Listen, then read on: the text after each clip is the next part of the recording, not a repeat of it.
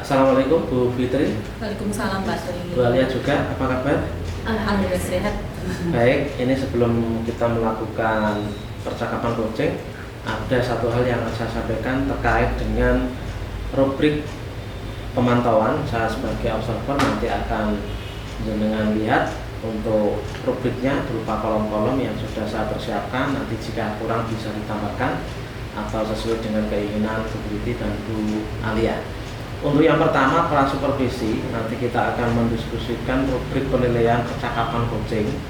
Kemudian nanti kompetensi apa yang ingin dicapai dalam percakapan coaching ini.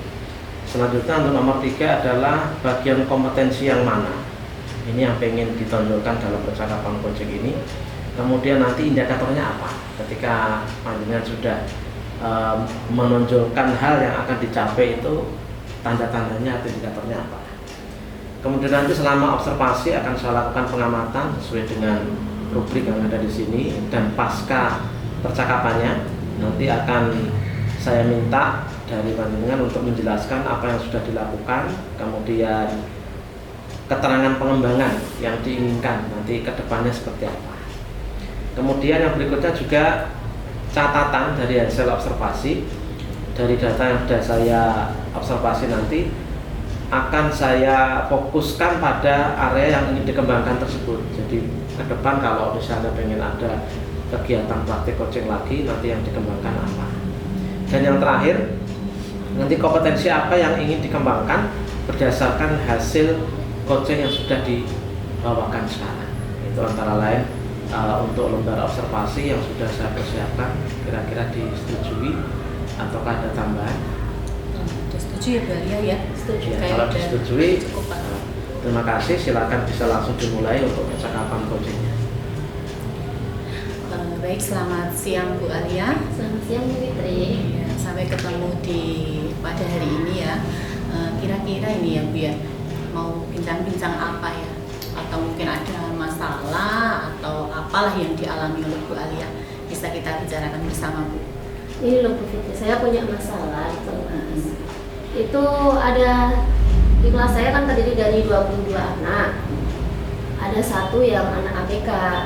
ABK-nya ya ADHD, terus speech delay juga. Jadi lengkap semuanya Bu. Jadi anak itu tidak bisa mengikuti kegiatan di kelas seperti anak lainnya. Juga komunikasinya, saya komunikasi dengan anak tersebut juga agak susah, seperti itu Bu. Jadi untuk di kelas Bu Alia itu ada anak yang ABK, tidak Ya. bisa mengikuti pelajaran, dan juga komunikasinya agak kurang gitu ya? Iya. Terus kira-kira menurut Bu Alia sendiri, kriteria dari anak yang bisa mengikuti pelajaran kalau misalkan kondisi normal itu yang bagaimana ya Bu? Yang mungkin dari komunikasinya dulu ya Bu. Kita ajak komunikasi, yang memahami perintah saya, seperti itu. Itu sudah termasuk salah satunya Bu.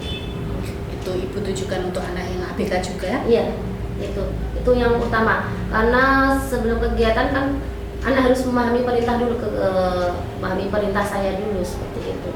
Komunikasinya juga dia harus bisa memahami perintah saya, lalu dia bisa mengerjakan. Padahal kan anak tersebut belum bisa sama sekali, belum bisa memahami perintah, bicara juga belum bisa, ibu itu belum bisa sama sekali. Padahal usianya sudah 7 tahun. Untuk komunikasinya berarti masih kurang gitu Iya, ya? betul sekali. Nah, untuk anak yang seperti itu kira-kira dalam pembelajaran itu bisa mengikuti apa tidak? Nggak bisa Bu. Ya dia ada juga tuh lari aja, ketawa-ketawa sendiri, moodnya swing, kadang ya ketawa, kadang nangis, seperti itu. Jadi saya agak di kelas itu ya, temannya juga terganggu, dianya juga nggak bisa nggak bisa menerima pembelajaran dengan baik, seperti itu Bu. Jadi saya juga nanti hasil belajarnya gimana juga saya juga bingung masalah tersebut. Gimana itu Bu Fitri? Kira-kira untuk Bu Alia sendiri ya, supaya untuk menyeimbangkan dari anak ABK tersebut dengan anak normal lainnya, punya ndak strategi apalah yang mau dicoba oleh Bu Iya, Alia? saya sih ingin mencoba itu berkomunikasi sama orang tuanya. Pernah sekali saya berkomunikasi sama orang tuanya, tapi orang tuanya memang nggak nggak begitu respon, dibiarkan seperti itu. Kita ajak bicara juga orang tuanya itu cepat-cepat menghentikan komunikasi kita gitu.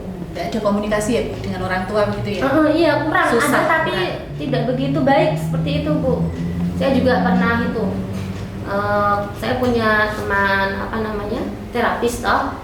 Saya mencoba menghubungi beliau. Katanya anak tersebut memang pernah terapi di situ, tapi juga orang tuanya memang seperti itu. Dia mencabut dari terapi itu, padahal anak tersebut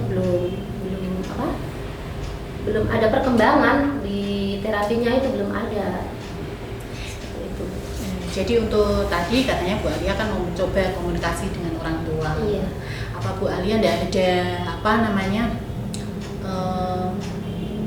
suatu pemikiran lah untuk mencoba mengkomunikasikan dengan yang lain? Kalau mungkin siapa tahu bisa membantu Bu.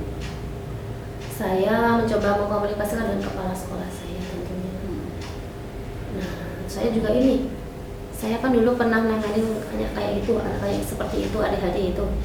Itu ya memang harus diet, harus rutin diet, terapi, itu harus benar-benar terkontrol seperti itu Bu. Nah, saya ingin mencoba menerapkannya itu, saya komunikasi sama orang tuanya. Dan saya terapkan di sekolah, misalkan ada snack apa ya saya batasi untuk snack-snack yang memang tidak boleh dimakan seperti itu. Jadi untuk komunikasi dengan orang tua itu malah paling perlu ya Bu ya? Iya. Dari kepala sekolah juga sudah berusaha untuk memberi solusi kepada Bu Alia dalam penanganan anak tersebut melalui program diet tadi yang Ibu terapkan. Iya. Terus dari orang tua ada sambutan yang lebih enggak Bu setelah itu? Belum ada, makanya saya mungkin saya punya inisiatif atau strategi ya. Ini minta lagi kepala sekolah untuk berbicara lagi kepada orang tuanya. Mungkin kalau dibantu oleh kepala sekolah, orang tua anak tersebut bisa lebih aware gitu ya, seperti itu untuk anaknya agar ada perkembangan untuk anak. Jadi langkah yang Ibu tempuh itu untuk menanamkan semacam kesadaran diri dari orang tua gitu. Iya. Dengan harapan kalau misalkan dari Bu Alia sendiri tidak bisa mengatasi, Anda minta dari yang di sekolah itu jabatannya lebih tinggi untuk memberikan masukan agar beliau lebih segan dan juga mau melakukan perubahan begitu ya. Iya, juga tadi saya coba menerapkan terapi diet gluten di sekolah seperti itu agar bisa mengurangi lah anak tersebut biar nggak terlalu aktif di kelas seperti itu. Berarti pada intinya Ibu sudah mencoba ya. Iya. Dari hasil yang Ibu lihat selama ini dari tadi ya upaya-upaya yang Ibu lakukan, kira-kira kalau Anda ukur dari skala 1 sampai 10 itu kira-kira pencapaiannya sudah berapa Bu? Baru 4, sebenarnya baru 3-4. Berarti masih banyak upaya-upaya yang harus Ibu lakukan ya? Iya, banyak sekali PR saya itu. Kira-kira langkah kedepannya nanti Ibu mau buat langkah yang apa lagi supaya bisa mengatasi hal itu? Ya, apa lagi ya? Mungkin saya akan mencoba mencari semacam itu loh, referensi dari Google, dari apa gitu ya. Tambah literasi gitu ya. Literasi nanti saya coba share ke grup kelas seperti itu Bu. Dengan harapan orang tuanya membaca, ya. dengan harapnya orang tuanya mau ada perubahan untuk diterapkan pada anaknya seperti itu. Dengan rekan sejawat juga mungkin Bu? Iya, rekan sejawat.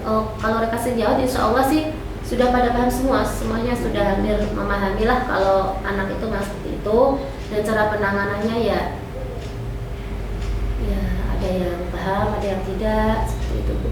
Nanti juga saya minta solusi lah kalau memang ada yang lebih memahami tentang anak tersebut atau gurunya yang dulu di playgroup, nanti saya akan mencoba komunikasi lagi. Jadi pada intinya mencari tahu dari orang tua dan mencoba melakukan kerjasama ya, kolaborasi dengan orang tua tersebut. Nah, itu merupakan harapan dari Bu Alia ya. Terus sebagai wujud komitmen dari Bu Alia untuk kedepannya, kira-kira mau memulai kapan ini langkah-langkah tersebut? Insya Allah secepatnya saya mulai, karena saya sudah galau ini kok sudah hampir 3 bulan ini belum ada perubahan, anaknya masih lari terus. Kalau ada pintu langsung pintu terbuka langsung keluar. Dan kalau mau mengajak anak itu masuk ke kelas lagi itu Masya Allah itu harus digendong beberapa orang itu seperti itu. Cukup mengganggu ya Bu ya untuk teman-teman yang lainnya. Iya sih Bu, cukup mengganggu. Padahal kita Tapi ya sendiri- bagaimana lagi, anak yang namanya anak kan memang punya karakteristik masing-masing loh. Kita harus menyesuaikan seperti itu. Padahal kita sendiri sebagai guru kan harusnya tidak boleh membeda-bedakan ya Bu ya. Iya, makanya saya gimana kegalauan saya ini bisa apa ya namanya? Ada jalan dari kegalauan saya gitu. Makanya saya berbincang sama Bu Fitri kalau ada solusi gitu. Dan alhamdulillah ya Lumayan cerah ya Bu.